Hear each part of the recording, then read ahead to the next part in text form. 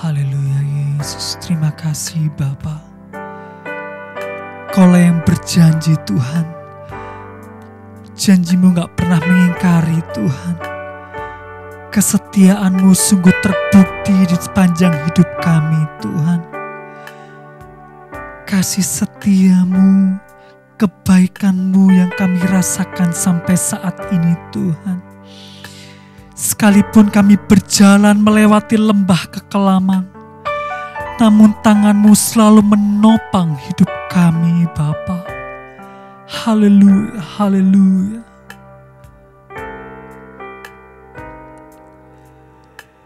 Sekalipun ku berjalan lewat lembah kelam, namun tangan-Mu selalu menopang hidupku.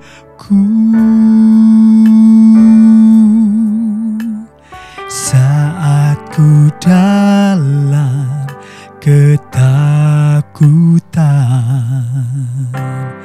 Kau hadir di sisiku. Kau berkata, jangan takut, Kau beriku kenangan.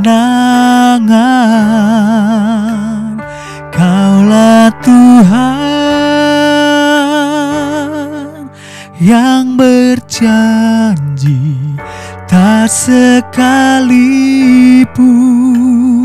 Kau ingkari kesetiaan-Mu sungguh terbukti di sepanjang hidupku. Untuk selamanya ku kan setia melayani, mengasihi-Mu. Tiada Tuhan seperti-Mu, Yesus. Kau Allahku yang setia. Kaulah Tuhan yang berjanji, tak sekalipun Kau ingkari kesetiaan-Mu sungguh terbukti di sepanjang hidupku. Untuk selamanya ku kan setia melayani, mengasihi-Mu. Tiada Tuhan seperti-Mu, Yesus. Kau Allahku yang setia. Tiada Tuhan seperti-Mu, Yesus. Kau Allahku yang setia. Tiada Tuhan seperti-Mu, Yesus. Kau Allahku yang setia.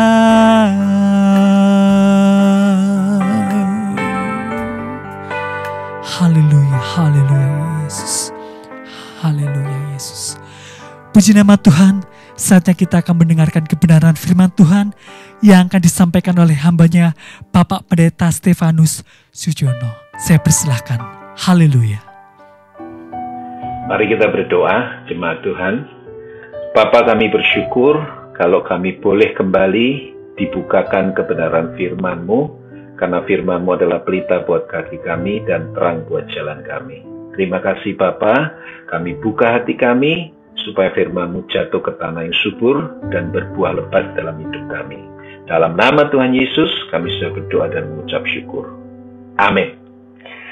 Shalom, jemaat Betani Sangkakala. Saya mengucap syukur boleh kembali menjumpai saudara di dalam kebenaran firman Tuhan. Karena firman Tuhan itu powerful, firman Tuhan itu hidup, firman Tuhan itu luar biasa. Saudara, hari-hari ini kita tetap stay at home karena pandemi corona COVID-19 masih terus berlangsung, dan kita harus mengikuti anjuran yang dilakukan oleh pemerintah, yaitu protokol kesehatan jasmani. Biasanya kalau kita berbicara tentang protokol kesehatan, saudaraku, ada 3 hal yang mesti dilakukan ketika saudara berhubungan dengan orang lain atau keluar dari rumah. Yaitu yang pertama, saudaraku, adalah masker. Masker itu tujuan atau fungsinya sebagai pelindung. Yang kedua adalah cuci tangan dengan hand sanitizer, atau lebih baik lagi dengan sabun dan air yang mengalir, supaya masyarakat menjaga kebersihan dengan disiplin. Yang ketiga, saudaraku, adalah physical distancing atau jaga jarak. Nah, saudaraku, banyak orang percaya, orang Kristen, yang tidak menyadari bahwa sebetulnya yang kita butuhkan bukan hanya protokol kesehatan jasmani saja, tetapi kita juga butuh menghidupi dan menjalani protokol kesehatan rohani. Kenapa? Karena survei membuktikan ketika pandemi ini melanda seluruh dunia, saudaraku, termasuk Indonesia, lalu semua orang dipaksa untuk stay at home, ternyata, saudaraku, faktanya tingkat kekerasan dalam rumah tangga itu meningkat drastis. Konflik terjadi luar biasa di dalam rumah tangga. Padahal waktu ketemu lebih banyak, harusnya lebih saling mengasihi, lebih saling berkomunikasi, tapi yang terjadi justru sering yang terjadi sebaliknya. Kenapa? Karena banyak orang, saudaraku, itu memperhatikan protokol kesehatan jasmani, masker, distancing dan sebagainya, tetapi nggak memperhatikan protokol kesehatan rohani. Padahal ketika orang dipaksa menghadapi kesulitan lalu harus di rumah dalam jangka waktu yang lama, saudaraku, itu kesehatan mentalnya dan jiwanya akan terganggu. Ya, itu sebabnya tingkat stressing sangat tinggi. Orang mudah depresi, orang mudah untuk emosional, orang mudah untuk mengungkapkan emosinya dengan tidak terkendali, saudaraku. Kenapa? Karena kejiwaannya kena, saudara, terganggu, saudaraku. Nah, ini kita berbicara tentang kesehatan rohani. Jadi sebetulnya, saudaraku, kita tidak hanya menjalankan protokol kesehatan jasmani, kita juga harus menjalankan protokol kesehatan rohani. Nah, memakai analogi, saudaraku, dari kesehatan jasmani, maka kesehatan rohani juga akan melakukan hal yang sama. Ya. Yang pertama, masker, saudaraku. Nah, kalau masker itu dalam hal rohani apa? Ya, saya mau bacakan di Efesus pasal yang ke-6, ayat yang ke-18. Perikop ini berbicara tentang perlengkapan senjata Allah, saudara. Ya, tetapi semuanya itu harus dipakai di dalam permohonan dan doa yang tidak putus-putusnya. Ya, saya akan bacakan ayat 18 dari Efesus pasal yang ke-6. Dalam segala doa dan permohonan, berdoalah setiap waktu di dalam roh, dan berjaga-jagalah di dalam doamu itu dengan permohonan yang tak putus-putusnya untuk segala orang kudus. Nah, saudara, yang pertama orang percaya harus pakai masker rohani, yaitu doa untuk perlindungan, untuk proteksi ilahi, saudara. Lewat doa, maka saudara membentengi diri saudara dan keluarga saudara dari serangan-serangan roh-roh jahat, saudara. Ya. Saya sejak pandemi berlangsung berbulan-bulan, sekarang sudah hampir 6 bulan ini, saudaraku, saya dengan istri dan anak-anak setiap malam berdoa. kami tidak putus-putusnya berdoa, walaupun tidak lama, saudara. Tidak sampai berjam-jam. Hanya beberapa puluh menit, tetapi kami konsisten, kami tekun, kami melakukannya tidak putus-putus setiap hari, saudara, setiap malam. Kenapa? Karena saya percaya doa itu adalah proteksi ilahi. Doa itu adalah perlindungan yang nyata dari Tuhan buat kita. Saudaraku, seorang konselor yang terkenal dari Amerika, namanya Dr. Jim Dobson. Dia punya kebiasaan setiap malam sebelum tidur mendoakan satu persatu istri dan anak-anaknya, keluarganya. Nah, satu malam, saudaraku, dia dalam kondisi yang sangat capek, kelelahan habis pelayanan seharian, sehingga dia ngantuk sekali dan lelah sehingga dia mau tidur. Nah, waktu dia mau istirahat, dia ingat dia belum berdoa. Nah, ini pergumulan yang berat, saudara. Kenapa? Karena matanya udah berat, udah ngantuk sekali, badannya capek banget. Nah, kepinginnya ya udahlah doanya besok. Ya. Tetapi ketika dia mau memutuskan beristirahat, dia berkata tidak. Saya harus tetap berdoa segantuk apapun, secapek apapun. Akhirnya dia turun dari ranjangnya, dia berlutut, saudara. Karena kalau dia berdoa di atas ranjangnya, dia akan takut ketiduran. Jadi dia berlutut di bawah, dia berdoa, satu persatu anaknya dia doakan, saudaraku. Termasuk salah satu anak perempuannya yang saat itu sedang ada di luar rumah. Ya, kenapa? Karena ada urusan dan pekerjaan yang harus diselesaikan. Setelah dia selesai berdoa, baru dia tidur. Besok paginya, anak perempuan cerita kepada dia apa yang terjadi dengan dia dan teman perempuannya tadi malam. Jadi anak perempuannya dengan temannya yang juga sama-sama perempuan, mereka berdua, mereka punya pekerjaan yang harus diselesaikan. Lalu, ya, di tengah perjalanan menuju ke tempat tujuan mereka mampir ke satu tempat seperti minimarket untuk mereka membeli beberapa keperluan. Setelah itu, saudaraku, mereka masuk ke mobil. Nah, ketika anak Jim Dobson ini akan menghidupkan mesin mobilnya, saudaraku, tiba-tiba, ya, mereka mendengar suara yang keras yang ada di bawah kolong mobil. Tidak lama setelah mereka mendengar suara keras itu, tiba-tiba dari samping kanan, saudara, ya, di balik jendela pintu mobil, itu ada seorang pemuda kulit hitam dengan wajah yang seram, sorot mata yang jahat, saudaraku, itu tiba-tiba berdiri, keluar dari kolong mobilnya, langsung loncat berdiri. Ya. Nah, anak Jim Dobson tersadar bahwa orang ini akan melakukan kejahatan. Dia langsung cepat-cepat, saudaraku, menutup pintu mobil. Dia central lock semuanya, saudaraku, dan pemuda kulit hitam ini berusaha untuk masuk. Dia gedor-gedor minta dibukain, saudaraku. Tapi anak Jim Dobson ini nggak mau bukain. Dia cepat-cepat hidupkan mesin mobil. Dia langsung tancap gas. Dia pergi meninggalkan tempat itu, saudaraku. Dan anak perempuannya ini bercerita kepada ayahnya bahwa betapa dia bersyukur tadi malam Tuhan lindungi dia. Kenapa? Karena dari sikap pemuda ini, ya, dari gerak-gerik tubuhnya, jelas bahwa dia akan bermaksud jahat. Apa yang akan terjadi dia nggak tahu. Pasti fatal kalau sampai pemuda kulit hitam itu berhasil untuk masuk ke mobilnya. Jadi dia begitu bersyukur atas perlindungan Tuhan. Nah, lalu Jim Dobson bertanya kepada anaknya, coba kamu ingat-ingat, tepatnya jam berapa kamu mengalami peristiwa mengerikan itu? Anaknya mencoba untuk mengingat-ingat, saudara. Dan ternyata ketika anaknya menyebutkan bahwa saya yakin ini terjadi pada jam sekian, ayahnya mengatakan bahwa tepat pada jam itulah saya berdoa buat kamu. Saya percaya doa ayahlah yang membuat perlindungan Tuhan nyata atas kamu. Saudaraku, Jim Dobson dan keluarganya dan kita semua harusnya disadarkan bahwa doa adalah masker buat kita.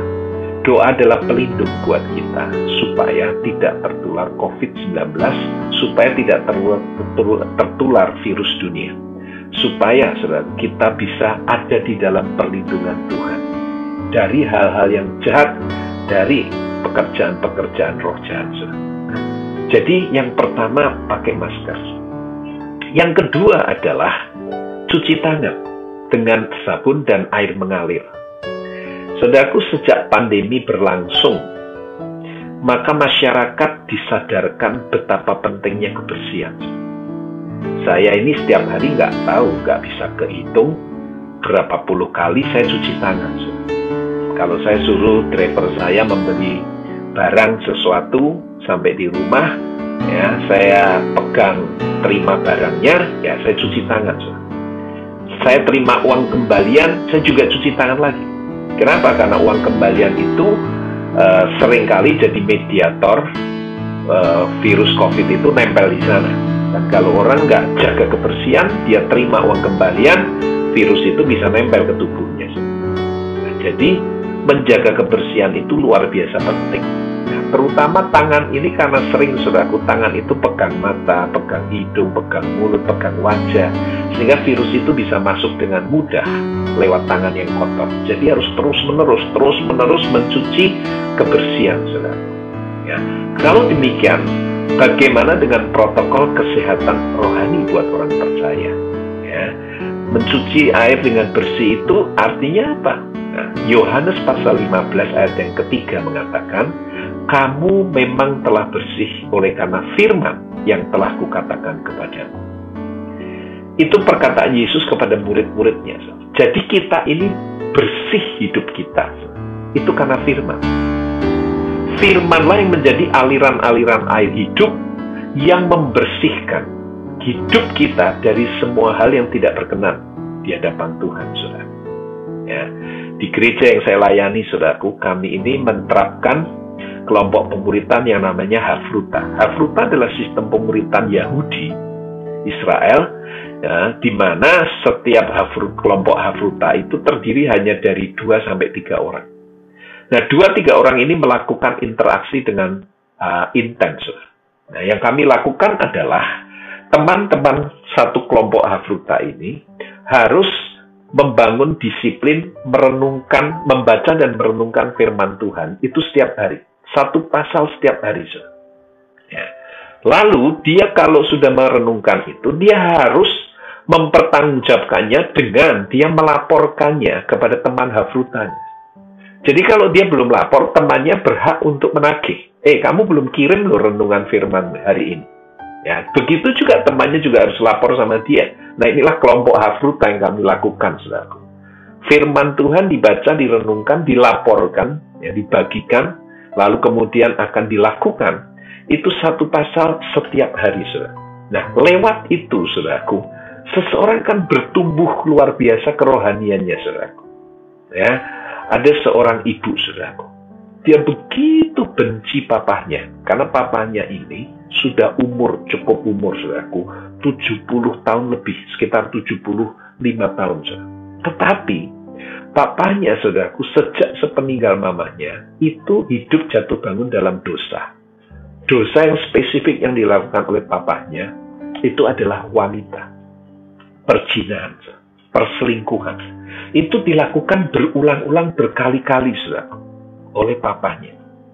Jadi papahnya ini, saudaraku, dari satu wanita ke wanita lain. Anak-anaknya marahin, dia nggak bisa berubah, nggak bertobat juga, saudara. Sehingga, saudaraku, ibu ini begitu pahit dan benci, saudara. Bahkan saking pahitnya dia, karena rasa malu, papanya ini udah tua, sudah bau tanah, harusnya itu siap-siap menyongsong waktu yang habis kematian dengan berbuat baik, hidup yang benar, tapi malah kayak begitu, saudara. Nah, ini membuat dia menjadi malu sekali, saudaraku. Akhirnya, saudaraku, karena pahit, malu, benci, saudaraku, dia nggak mau bertemu dengan papanya. Dia tolak papanya, saudaraku. Kalau papanya mau pergi menemui dia di rumahnya, dia berkata, lebih baik nggak usah datang.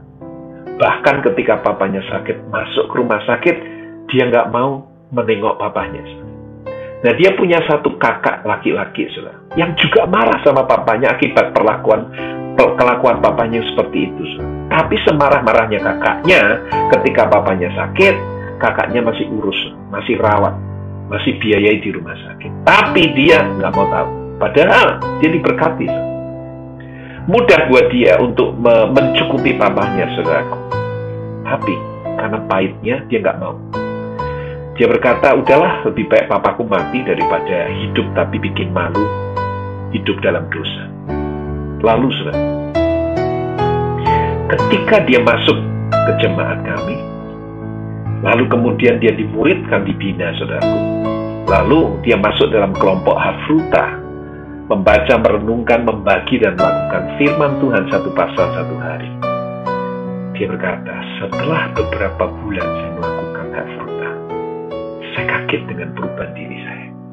Hati saya semula begitu benci dengan papa saya, itu bisa berubah menjadi belas kasihan. Saya bisa berpikir bahwa papa saya sudah umur. Gimana kalau dia Tuhan panggil, tapi kelakuannya masih kayak begitu. Dia harus mempertanggungjawabkan. Saya rindu papa saya diselamatkan. Saya rindu papa saya bisa hidup dalam kasih karunia Tuhan. Dan saudaraku, dia undang papahnya untuk datang ke rumahnya. Dia peluk papahnya. Sampai kakaknya, saudaraku. Keluarga besarnya, omnya, tantenya, semua tahu bagaimana dia dulu benci sampai gak mau ketemu dengan papanya. Tapi tiba-tiba dia berubah. Semua bertanya, apa yang membuat kamu berubah? Kami tahu betapa bencinya dulu kamu sama papa kamu. Lalu dia berkata, yang bisa merubah saya ternyata adalah firman Tuhan. Dia Kristen dari dulu, saudaraku, rajin ibadah, tapi itu nggak merubah dia. Tapi ketika dia melakukan Hafruta, dia bersekutu dengan firman setiap hari, saudaraku. Hatinya yang pahit dibersihkan oleh firman Tuhan. Kebencian itu, saudaraku, dialiri oleh air hidup itu, firman itu, dan kemudian hati itu menjadi berbelas kasihan. Saudaraku, yang kedua adalah firman akan membawa kebersihan di dalam diri saudara. Yang ketiga, saudaraku, social distancing atau physical distancing, jaga jarak. Bagaimana dengan penerapan protokol kesehatan rohani tentang jaga jarak? Oh ya, saudaraku, kalau secara kesehatan jasmani kita harus jaga jarak sama orang lain supaya tidak tertular COVID-19, secara rohani kita harus jaga jarak dengan dosa. Karena dosa kalau diberi kesempatan sedikit saja, saudaraku, dia akan menguasai dan mendominasi hidup kita. Ya. Efesus pasal 4 ayat 27 mengatakan, janganlah beri kesempatan kepada iblis. Kata kesempatan itu bisa diterjemahkan dengan kata tempat. Jangan beri tempat kepada iblis. Jangan beri tempat kepada dosa. Saudaraku, ada ilustrasi yang bagus tentang dosa ini, saudaraku. Ya, kalau ada kafilah yang berjalan melewati padang gurun, biasanya mereka tuh naik unta. Nah, kalau terpaksa mereka harus menginap di tengah perjalanan di padang gurun, mereka akan buat tenda, kemah di tengah padang gurun. Nah, hal pertama yang harus mereka lakukan ketika mereka membangun kemah mereka adalah mereka harus memparkir onta mereka jauh-jauh dari tenda mereka. Ini prinsip yang penting yang tidak boleh mereka langgar. Kenapa, Sir? Karena kalau ontanya mereka parkir atau ikat di dekat tendanya, maka onta itu akan mencoba untuk memasukkan sedikit moncongnya di tenda itu. Nah, onta, Sir, itu kalau diberi kesempatan sedikit saja, hanya ujung moncongnya saja diberi kesempatan masuk tenda, maka hanya dalam hitungan detik, bukan menit, tapi hitungan detik, maka dia akan mengerahkan seluruh tenaganya untuk masuk ke dalam tenda itu, dan dalam waktu sepersekian detik itulah seluruh tenda itu, saudaraku, akan hancur, berantakan, dan rata dengan tanah. Sama dengan dosa. Kalau dosa diberi kesempatan celah dikit aja, maka dalam waktu singkat dia akan mendominasi, dia akan menguasai semuanya, dan dia akan menghancurkan hidup orang percaya. Sama seperti onta, cuma sedikit moncong, ujung moncong aja boleh masuk ke tenda. Dalam waktu singkat, tenda itu akan roboh. Nah, kita harus menjaga jarak dengan dosa, karena kita harus menang terhadap dosa. Ingat, ketika Yesus dicobai oleh iblis, kata pertama yang keluar dari mulut Yesus adalah, enyah engkau iblis. Enyah engkau. Iblis nggak berkata dengan sopan, saudara, sama iblis. Iblis, lebih baik kamu pergi deh. Iblis, kamu percuma deh mencobai saya, kamu nggak akan berhasil. Saya pasti menang menghadapi pencobaan. Yesus nggak seperti itu, saudara. Tapi dia menghardik, dia meribut, dan dia berkata, enyah engkau iblis. Enyah. Kita orang percaya, saudara, diberi teladan oleh Yesus cara mengalahkan dosa, cara mengalahkan iblis. Apa? Suruh enyah. Katakan kepada dosa, enyah. Dan ketika engkau mengatakan enyah, dosa itu akan pergi dari hidup saudara. Jangan beri tempat, jangan beri kesempatan. Karena dosa, saudaraku, itu akan segera mengkamiri seluruh hidup kita kalau dia beri kesempatan sedikit saja. Tarik batas yang jelas. Saudara orang percaya, orang kudus, dan dosa ada di seberang sana. Dan katakan enyah kepada dosa. Saudaraku, biasanya protokol kesehatan jasmani hanya menyangkut 3 hal ini. Masker, cuci tangan, lalu kemudian jaga jarak. Tetapi sebetulnya ada hal yang keempat, ya, yaitu meningkatkan imunitas tubuh. Dengan apa? Olahraga, pola makan, pola hidup yang benar. Nah, secara rohani, saudaraku, maka cara meningkatkan imunitas tubuh kita adalah dengan melatih iman kita. Nah, Tuhan melatih iman kita itu lewat kesulitan, lewat masalah, lewat problem. Jadi jangan takut dengan kesulitan. Nah, kalau pandemi ini, saudaraku, membawa kesulitan dalam hidup saudara, jangan takut, Tuhan mengendalikan segala sesuatunya. Kalau Tuhan izinkan lewat pandemi ini, saudara mengalami kesulitan, itu artinya Tuhan sedang meningkatkan imunitas kerohanian saudara. Tuhan sedang melatih supaya otot-otot iman saudara itu berkembang. Ya, saya, saudaraku, ketika menyadari bahwa pandemi ini harus ada di rumah, cuma makan, tidur, dan sebagainya. Waduh, saya tahu ini bahaya sekali kalau saya tidak merubah gaya hidup saya. Akhirnya, saudaraku, saya olahraga. Saya kurangi karbohidrat. Saya mengubah pola makan saya. Ya, saya olahraga pagi dan sore. Ya, dalam sehari saya membuang 1000 kalori. Dan hasilnya, saudaraku, tubuh saya beratnya menurun 10 kilo kira-kira. Jadi berat tubuh saya itu sudah turun sekitar 10 kilo dalam waktu kira-kira 3 bulan. Ya. Dan yang menggembirakan, saudaraku, tubuh saya lebih segar. Fisik saya lebih fit. Ya. Lebih fresh. Ya, lebih fresh. Luar biasa. Lingkar perut saya mengecil banyak, saudaraku. Sehingga pakaian lama, celana baju lama mulai keluar dari lemari, saudaraku. Kenapa? Karena baju yang biasa saya pakai udah longgar semua, saudaraku, besar. Ya. Lewat latihan ini, saudaraku, maka otot itu akan dibentuk, akan menjadi besar, akan mengembang. Nah, kita melatih iman kita ya, lewat kesulitan, lewat tantangan dan masalah. Lewat itulah iman saudara akan dilatih. Kitab Yakobus pasal 1 ayat 2-4 mengatakan ujian terhadap iman akan menghasilkan ketekunan, dan ketekunan akan menghasilkan buah yang matang. Ketika dalam hidup saudara ada buah yang matang, saudara tidak akan pernah ditaklukkan oleh kesulitan, tapi saudara justru akan menaklukkan kesulitan. Kenapa? Karena saudara punya iman yang kuat dan tangguh. Lewat saudara melatih otot-otot iman saudara menghadapi tantangan dan kesulitan. Dan disitulah Tuhan pasti bekerja menolong saudara keluar dari kesulitan itu, dan saudara akan keluar sebagai pemenang, bahkan lebih dari pemenang. Jadi, jangan ikuti protokol kesehatan jasmani saja, tapi jalani juga dengan disiplin protokol kesehatan rohani. Doa sebagai pelindung diri, proteksi ilahi, kemudian kebersihan saudaraku lewat firman, aliran-aliran air hidup itu. Setiap satu pasal setiap hari renungkan dan bagikan, jadi pelaku firman. Dan yang ketiga, jangan beri kesempatan kepada dosa. Ya. Jaga jarak dengan dosa, enyah engkau dosa. Dan yang keempat, jangan takut dengan kesulitan, tapi imanmu sedang dilatih untuk menghasilkan ketekunan dan buah yang matang.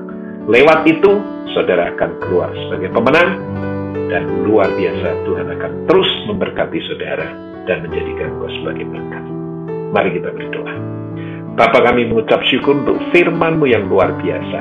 Lewat analogi protokol kesehatan jasmani, kami mau menjalani protokol kesehatan rohani.